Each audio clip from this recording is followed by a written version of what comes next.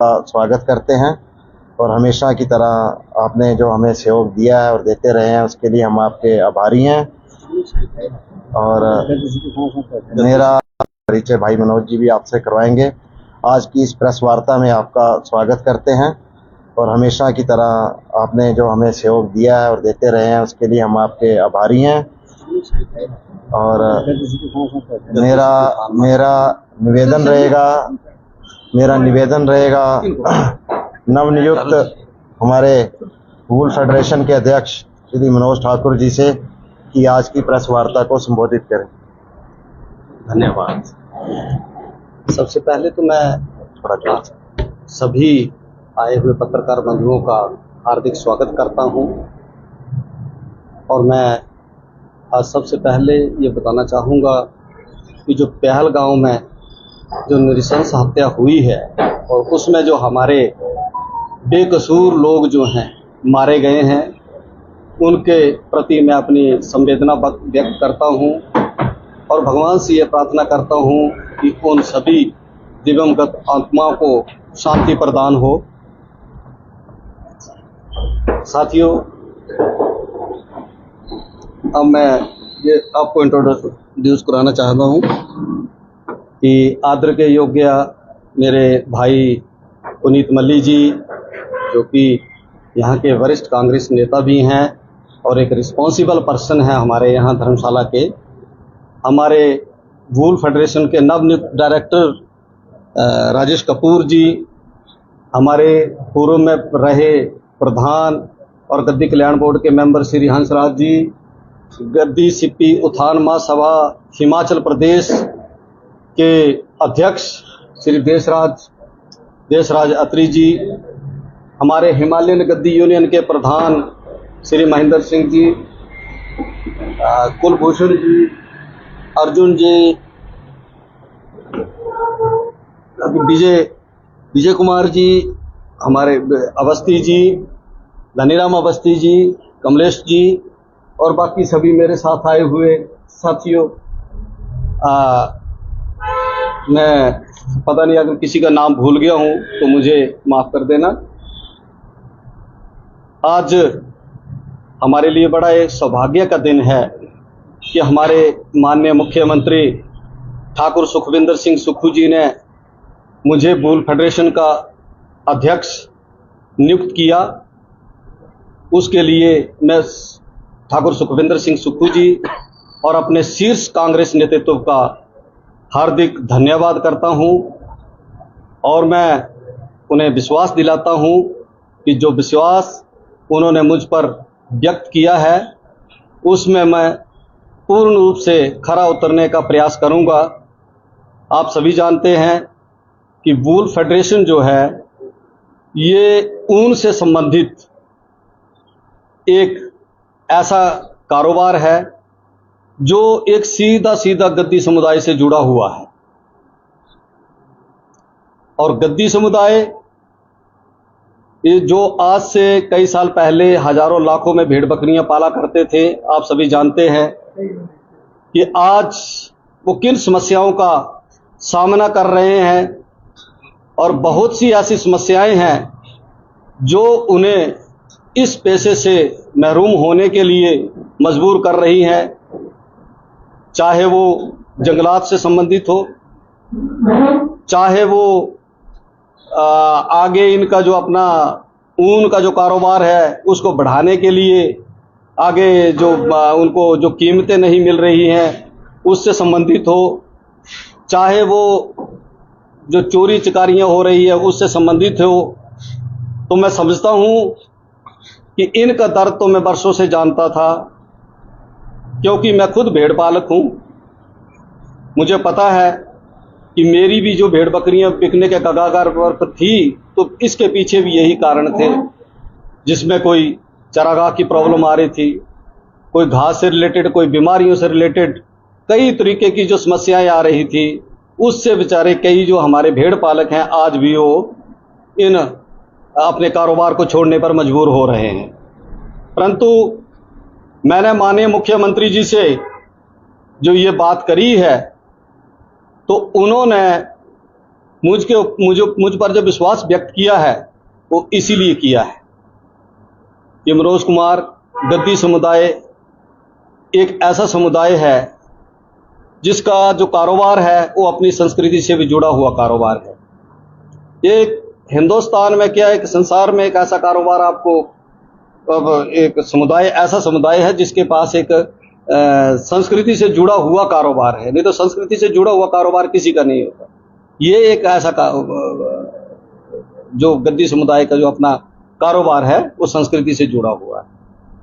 तो माननीय मुख्यमंत्री जी ने जो मेरे पर विश्वास व्यक्त किया, और जिला कांगड़ा में आप सभी जानते हैं कि जिला कांगड़ा में कांग्रेस के इतिहास में पहली बार जो ये हम लोगों को अधिमान दिया है, उसके लिए हम माननीय मुख्यमंत्री ठाकुर सुखविंदर सिंह जी का सदैव आभारी हैं, और पर्सनली तौर पर मैं उनका ऋणी हूं कि जिन्होंने मेरे ऊपर जो विश्वास व्यक्त किया है। तो मैं उनको विश्वास दिलाता हूं कि उनकी जो समस्याएं हैं उनके ऊपर मैं गौर करके और आपको इसकी रिपोर्ट सबमिट करूंगा, और जिस तरीके से आपने इस समस्याओं की समाधान करने के लिए मुझे कहा है, तो मैं समझूंगा कि इनकी समस्याएं जो है हम अतिशीघ्र समस्याओं का समाधान करेंगे। और मैं अपने सभी गद्दी भाइयों से ये प्रार्थना करूंगा कि अब आपको इस जो व्यवसाय है इसको छोड़ने की कोई ज़रूरत नहीं है, इसको बढ़ाने की ज़रूरत है। हमारे माननीय मुख्यमंत्री जी इसके प्रति गंभीर हैं, और अगर हम इसको नहीं छोड़ेंगे तो इससे हमारी संस्कृति भी बची रहेगी। नहीं तो मैं समझता हूं कि हमारी संस्कृति भी विलुप्त हो जाएगी। ये मेरी उनसे प्रार्थना है।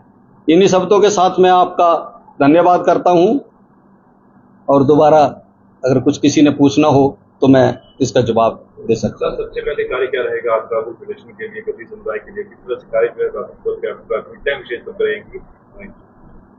प्राथमिक सबसे पहले ये कि ऊन के कारोबार को कैसे बढ़ाया जाए। इसमें हमारे एक सबसे पहले तो मैं ये देखता हूं कि जो ये ऊन का जो स्पॉट प्राइस है वो अभी मैं देख रहा था कि बहुत ही कम है।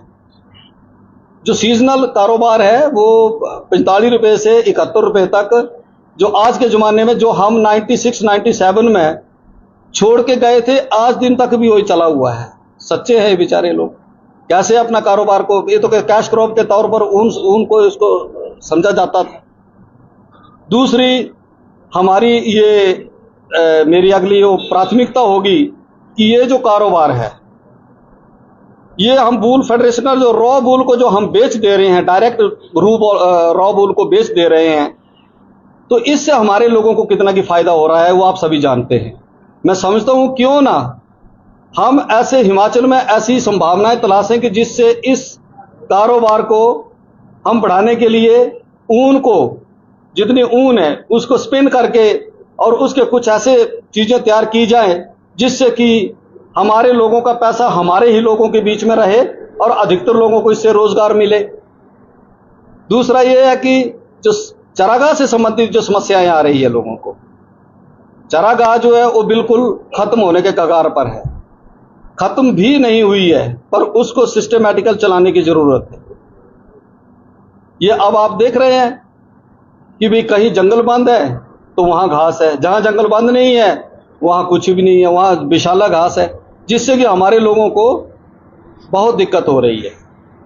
तीसरा चौथा ये जो मैं आपको कह रहा हूं, ये जो चोरी चकारी वाला काम है, इन लोगों ने मजबूर कर दिया हम लोगों को इस कारोबार को छोड़ने के लिए।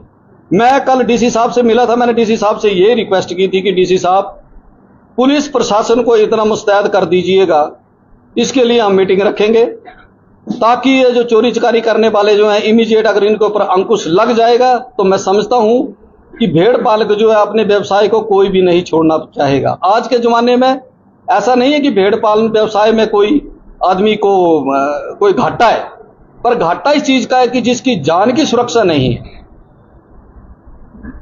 है ना, जिसके कारोबार की सुरक्षा नहीं है, जिनके जो धन है उसको आप देखो 25-25, 30-30 भेड़ बकरियों को एक बार ये जीप में लाद कर ले जा रहे हैं। अब एक की कीमत 15,000 रुपए भी रख लो आप, तो 4-4, 5-5 लाख का माल अगर एक ही वक्त में उनका चले जाना, उन्होंने क्या कमाना है? अच्छा, ज्यादा वो बेचारा विरोध कर रहे हैं तो उनको जान का खतरा हो जा रहा है। तो इसलिए मैंने डीसी साहब से रिक्वेस्ट की थी। डीसी साहब ने बोला यार इतना तो मुझे भी नहीं पता था कि भी ये तो मैंने सोचा एक आध दो ले जाते होंगे। मैंने एक आध दो नहीं ले जाते, 30-30 40-40 भर के ले जाते। तो बोला कोई बात नहीं, हम करेंगे, इसके बारे में जरूर डिस्कस करेंगे और इन लोगों की सुरक्षा की व्यवस्था के लिए पूरी कोशिश करेंगे। इसको संभालने के लिए गद्दी समुदाय के जो अन्य संगठन है वो भी आपके साथ हैं। उन संगठनों की बात करें, कुछ एक मांग है उनकी गद्दी शब्द को लेके, आज मंच पे वो भी मौजूद हैं, तो उसको दूसरा देखते हैं कि किस तरह से आवाज उठाएंगे। तो सुखविंदर सिंह सुक्खू की बात करें, मुख्यमंत्री ने भी आश्वासन दिया था कि इस कार्य को जल्द से जल्द किया जाएगा, तो आप किस तरह से सहयोग देंगे इस कार्य को? देखो, इसमें सहयोग की क्या जरूरत है, ये हमारा उसका संस्कृति का और हमारी कम्युनिटी का एक हिस्सा है। इनके लिए हम काम करेंगे जितना हमसे हो पाएगा। हम जैसे भी जहां जहां शासन प्रशासन में जहां जहां हमें इनके कागज को आगे ले जाने की जरूरत होगी तो हम साथ चलेंगे और करेंगे इसके लिए। विदेशों में की काफी डिमांड है,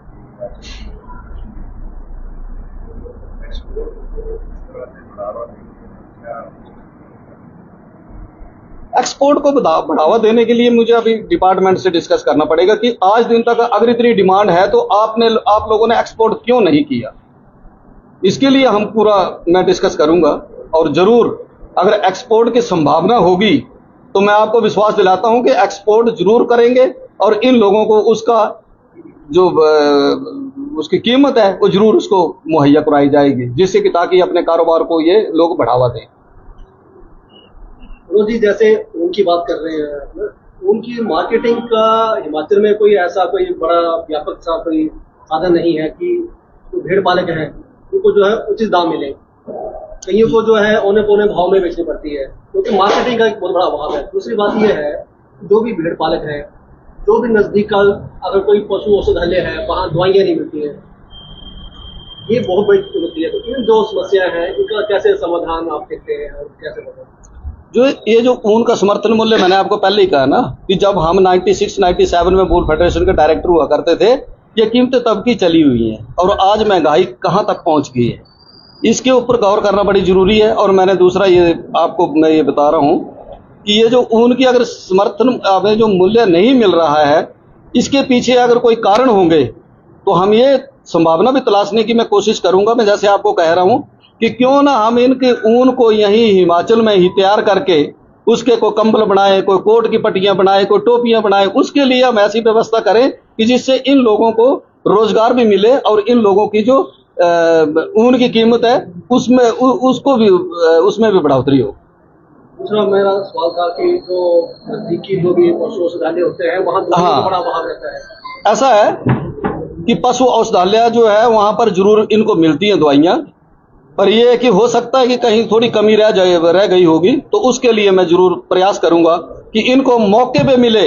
इनके पास इतना टाइम नहीं होता कि वो डॉक्टर के पास जाकर वो दवाइयाँ मांगे उनसे, ये डेरे पे जाकर उनको दवाइयाँ मुहैया कराने का प्रयास करेंगे हम। ये मैं आपको विश्वास दिलाता हूँ। उनका परिचय भाई मनोज जी भी आपसे करवाएंगे। आज की इस प्रेस वार्ता में आपका स्वागत करते हैं और हमेशा की तरह आपने जो हमें सहयोग दिया है और देते रहे हैं उसके लिए हम आपके आभारी हैं। और मेरा निवेदन रहेगा नवनियुक्त हमारे वूल फेडरेशन के अध्यक्ष श्री मनोज ठाकुर जी से कि आज की प्रेस वार्ता को संबोधित करें। धन्यवाद। सबसे पहले तो मैं सभी आए हुए पत्रकार बंधुओं का हार्दिक स्वागत करता हूं और मैं आज सबसे पहले ये बताना चाहूँगा कि जो पहलगांव में जो नृशंस हत्या हुई है और उसमें जो हमारे बेकसूर लोग जो हैं मारे गए हैं, उनके प्रति मैं अपनी संवेदना व्यक्त करता हूँ और भगवान से ये प्रार्थना करता हूँ कि उन सभी दिवंगत आत्माओं को शांति प्रदान हो। साथियों, अब मैं ये आपको इंट्रोड्यूस कराना चाहता हूँ कि आदर के योग्य मेरे भाई पुनीत मल्ली जी, जो कि यहाँ के वरिष्ठ कांग्रेस नेता भी हैं और एक रिस्पॉन्सिबल पर्सन है हमारे यहाँ धर्मशाला के। हमारे वूल फेडरेशन के नवनियुक्त डायरेक्टर राजेश कपूर जी, हमारे पूर्व में रहे प्रधान और गद्दी कल्याण बोर्ड के मेंबर श्री हंसराज जी, गद्दी सिप्पी उत्थान महासभा हिमाचल प्रदेश के अध्यक्ष श्री देशराज अत्री जी, हमारे हिमालयन गद्दी यूनियन के प्रधान श्री महेंद्र सिंह जी, कुलभूषण जी, अर्जुन जी, विजय कुमार जी, हमारे अवस्थी जी, धनीराम अवस्थी जी, कमलेश जी और बाकी सभी मेरे साथ आए हुए साथियों, मैं पता नहीं अगर किसी का नाम भूल गया हूं तो मुझे माफ कर देना। आज हमारे लिए बड़ा एक सौभाग्य का दिन है कि हमारे माननीय मुख्यमंत्री ठाकुर सुखविंदर सिंह सुक्खू जी ने मुझे वूल फेडरेशन का अध्यक्ष नियुक्त किया। उसके लिए मैं ठाकुर सुखविंदर सिंह सुक्खू जी और अपने शीर्ष कांग्रेस नेतृत्व का हार्दिक धन्यवाद करता हूं और मैं उन्हें विश्वास दिलाता हूं कि जो विश्वास उन्होंने मुझ पर व्यक्त किया है उसमें मैं पूर्ण रूप से खरा उतरने का प्रयास करूंगा। आप सभी जानते हैं कि वूल फेडरेशन जो है ये ऊन से संबंधित एक ऐसा कारोबार है जो एक सीधा गद्दी समुदाय से जुड़ा हुआ है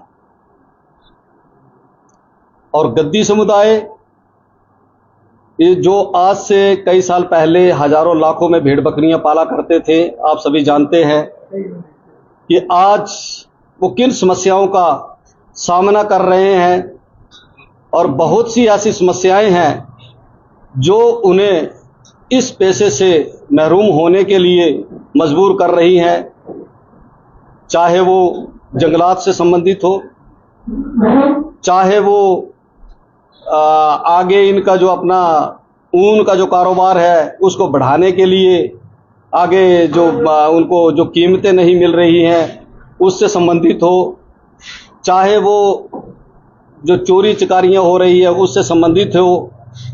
तो मैं समझता हूं कि इनका दर्द तो मैं वर्षों से जानता था, क्योंकि मैं खुद भेड़ पालक हूं।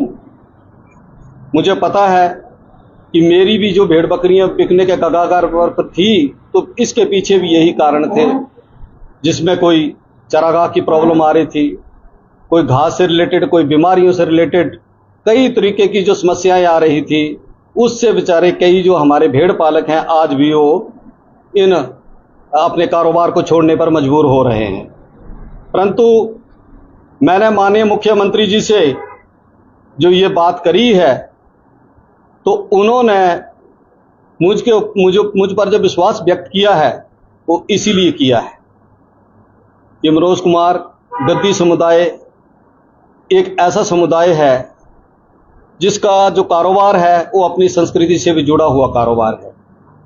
ये हिंदुस्तान में क्या एक संसार में एक ऐसा कारोबार आपको अब एक समुदाय ऐसा समुदाय है जिसके पास एक संस्कृति से जुड़ा हुआ कारोबार है, नहीं तो संस्कृति से जुड़ा हुआ कारोबार किसी का नहीं होता। ये एक ऐसा जो गद्दी समुदाय का जो अपना कारोबार है वो संस्कृति से जुड़ा हुआ है। तो माननीय मुख्यमंत्री जी ने जो मेरे पर विश्वास व्यक्त किया और जिला कांगड़ा में आप सभी जानते हैं कि जिला कांगड़ा में कांग्रेस के इतिहास में पहली बार जो ये हम लोगों को अधिमान दिया है, उसके लिए हम माननीय मुख्यमंत्री ठाकुर सुखविंदर सिंह जी का सदैव आभारी हैं और पर्सनली तौर पर मैं उनका ऋणी हूं कि जिन्होंने मेरे ऊपर जो विश्वास व्यक्त किया है। तो मैं उनको विश्वास दिलाता हूं कि उनकी समस्याएं हैं उनके ऊपर मैं गौर करके और आपको इसकी रिपोर्ट सबमिट करूंगा और जिस तरीके से आपने इनकी इस समस्याओं की समाधान करने के लिए मुझे कहा है तो मैं समझूंगा कि इनकी समस्याएं जो है हम अतिशीघ्र समस्याओं का समाधान करेंगे। और मैं अपने सभी गद्दी भाइयों से ये प्रार्थना करूंगा कि अब आपको इस जो व्यवसाय है इसको छोड़ने की कोई ज़रूरत नहीं है। इसको बढ़ाने की जरूरत है। हमारे माननीय मुख्यमंत्री जी इसके प्रति गंभीर हैं और अगर हम इसको नहीं छोड़ेंगे तो इससे हमारी संस्कृति भी बची रहेगी, नहीं तो मैं समझता हूं कि हमारी संस्कृति भी विलुप्त हो जाएगी। ये मेरी उनसे प्रार्थना है। इन्हीं शब्दों के साथ मैं आपका धन्यवाद करता हूं और दोबारा अगर कुछ किसी ने पूछना हो तो मैं इसका जवाब दे सकता हूं। सबसे पहले कार्य क्या रहेगा आपका फेडरेशन के लिए, गद्दी समुदाय के लिए, किस तरह से कार्य प्राथमिकताएं विशेष तौर रहेंगी? प्राथमिक सबसे पहले ये है कि ऊन के कारोबार को कैसे बढ़ाया जाए। इसमें हमारे एक सबसे पहले तो मैं ये देखता हूं कि जो ये ऊन का जो स्पॉट प्राइस है वो अभी मैं देख रहा था कि बहुत ही कम है। जो सीजनल कारोबार है वो 45 रुपए से 71 रुपए तक, जो आज के ज़माने में जो हम 96-97 में छोड़ के गए थे, आज दिन तक भी वही चला हुआ है। सच्चे हैं बेचारे लोग, कैसे अपना कारोबार को, ये तो कैश क्रॉप के तौर पर ऊन को इसको समझा जाता था। दूसरी हमारी ये मेरी अगली वो प्राथमिकता होगी कि ये जो कारोबार है, ये हम वूल फेडरेशन का जो रॉ वूल को जो हम बेच दे रहे हैं, डायरेक्ट रॉ वूल को बेच दे रहे हैं, तो इससे हमारे लोगों को कितना की फायदा हो रहा है वो आप सभी जानते हैं।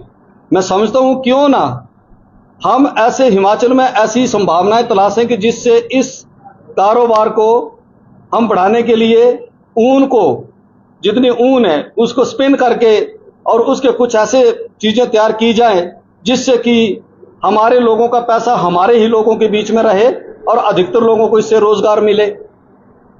दूसरा यह है कि जो चारागाह से संबंधित जो समस्याएं आ रही है लोगों को, चारागाह जो है वो बिल्कुल खत्म होने के कगार पर है, खत्म भी नहीं हुई है, पर उसको सिस्टमैटिकल चलाने की जरूरत है।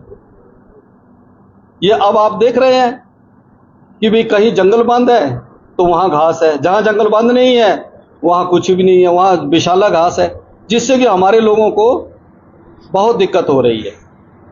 तीसरा चौथा ये जो मैं आपको कह रहा हूं, ये जो चोरी चकारी वाला काम है, इन लोगों ने मजबूर कर दिया हम लोगों को इस कारोबार को छोड़ने के लिए। मैं कल डीसी साहब से मिला था, मैंने डीसी साहब से ये रिक्वेस्ट की थी कि डीसी साहब पुलिस प्रशासन को इतना मुस्तैद कर दीजिएगा, इसके लिए हम मीटिंग रखेंगे ताकि ये जो चोरी चकारी करने वाले जो हैं इमीडिएट अगर इनके ऊपर अंकुश लग जाएगा तो मैं समझता हूं कि भेड़ पालक जो है अपने व्यवसाय को कोई भी नहीं छोड़ना चाहेगा। आज के जमाने में ऐसा नहीं है कि भेड़ पालन व्यवसाय में कोई आदमी को कोई घाटा है, पर घाटा इस चीज का है कि जिसकी जान की सुरक्षा नहीं है ना, जिसके कारोबार की सुरक्षा नहीं है, जिनके जो धन है उसको आप देखो 25-25, 30-30 भेड़ बकरियों को एक बार ही जीप में लाद कर ले जा रहे हैं। अब एक की कीमत 15,000 रुपए भी रख लो आप, तो 4-4, 5-5 लाख का माल अगर एक ही वक्त में उनका चले जाना, उन्होंने क्या कमाना है। अच्छा, ज्यादा वो बेचारा विरोध कर रहे हैं तो उनको जान का खतरा हो जा रहा है।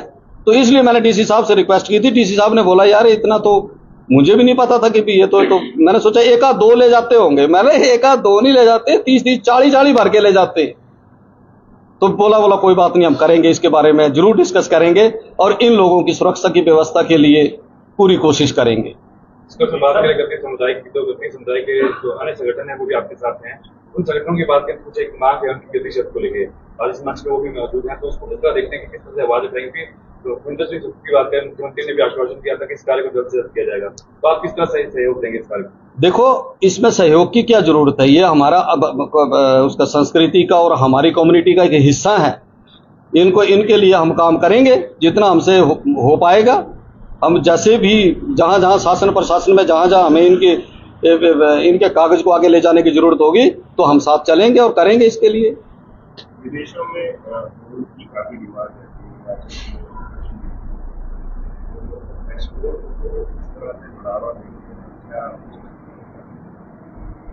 एक्सपोर्ट को बढ़ावा देने के लिए मुझे अभी डिपार्टमेंट से डिस्कस करना पड़ेगा कि आज दिन तक अगर इतनी डिमांड है तो आप लोगों ने एक्सपोर्ट क्यों नहीं किया। इसके लिए मैं डिस्कस करूंगा और जरूर अगर एक्सपोर्ट की संभावना होगी तो मैं आपको विश्वास दिलाता हूं कि एक्सपोर्ट जरूर करेंगे और इन लोगों को उसका जो उसकी कीमत है वो जरूर उसको मुहैया कराई जाएगी, जिससे कि ताकि अपने कारोबार को ये लोग बढ़ावा दें। मनोज जी, जैसे उनकी बात कर रहे हैं ना, उनकी मार्केटिंग का हिमाचल में कोई ऐसा कोई बड़ा व्यापक सा कोई साधन नहीं है कि जो भेड़ पालक हैं उनको जो है उचित दाम मिले। कईयों को जो है औने पौने भाव में बेचनी पड़ती है, क्योंकि मार्केटिंग का एक बहुत बड़ा अभाव है। दूसरी बात यह है, जो भी भेड़ पालक है, जो भी नजदीक का अगर कोई पशु औषधालय है, वहाँ दवाइयाँ नहीं मिलती है, ये बहुत बड़ी चुनौती है। तो इन दो समस्या है, इनका कैसे समाधान आप देखते हैं और कैसे बताएं? जो ये जो ऊन का समर्थन मूल्य, मैंने आपको पहले ही कहा ना कि जब हम 96-97 में वूल फेडरेशन के डायरेक्टर हुआ करते थे, ये कीमतें तब की चली हुई हैं और आज महंगाई कहाँ तक पहुंच गई है, इसके ऊपर गौर करना बड़ी जरूरी है। और मैंने दूसरा ये आपको मैं ये बता रहा हूँ कि ये जो ऊन की अगर समर्थन हमें जो मूल्य नहीं मिल रहा है, इसके पीछे अगर कोई कारण होंगे तो हम ये संभावना भी तलाशने की मैं कोशिश करूंगा। मैं जैसे आपको कह रहा हूँ कि क्यों ना हम इनके ऊन को यहीं हिमाचल में ही तैयार करके उसके कोई कंबल बनाए, कोई कोट की पट्टियां बनाए, कोई टोपियां बनाए, उसके लिए हम ऐसी व्यवस्था करें कि जिससे इन लोगों को रोजगार भी मिले और इन लोगों की जो ऊन की कीमत है उसमें उसको भी उसमें भी बढ़ोतरी हो। दूसरा मेरा सवाल था कि जो नजदीकी जो भी पशु औषधालय होते हैं वहाँ दवाइयों का बड़ा अभाव रहता है। ऐसा है कि पशु औषधालय जो है वहां पर जरूर इनको मिलती हैं दवाइयां, पर यह है कि हो सकता है कि कहीं थोड़ी कमी रह गई होगी, तो उसके लिए मैं जरूर प्रयास करूंगा कि इनको मौके पे मिले। इनके पास इतना टाइम नहीं होता कि वो डॉक्टर के पास जाकर वो दवाइयां मांगे उनसे, ये डेरे पे जाकर उनको दवाइयां मुहैया कराने का प्रयास करेंगे हम। ये मैं आपको विश्वास दिलाता हूँ। है उनका परिचय भाई मनोज जी भी आपसे